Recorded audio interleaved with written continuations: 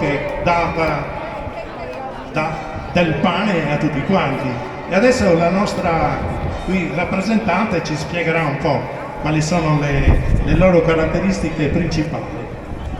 Buonasera a tutti e grazie dell'invito che abbiamo avuto, alla Procopio soprattutto, ringraziamo Gian Antonio. Allora, il nostro costume vogliamo rappresentare la vita contadina, ma soprattutto delle spigolatrici, ecco perché abbiamo questo grembiule in juta, chiaramente non è che lo portavano proprio così, abbiamo un abito poi molto semplice e povero, ma era così il contadino, la spigolatrice che andava così a raccogliere il grano.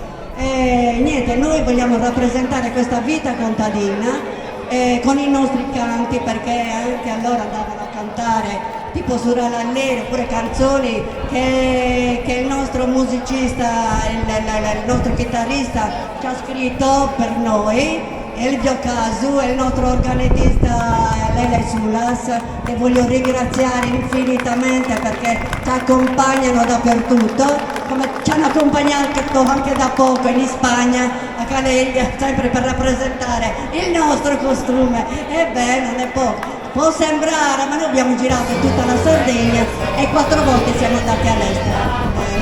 Cerchiamo sì, la Sardegna soprattutto la Sardegna, che abbiamo portato la nostra bellissima bandiera.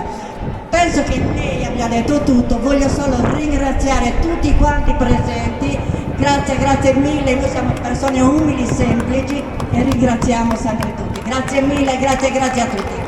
Grazie a lei, complimenti, è stata molto esaustiva e naturalmente loro adesso ci faranno a San Manuel.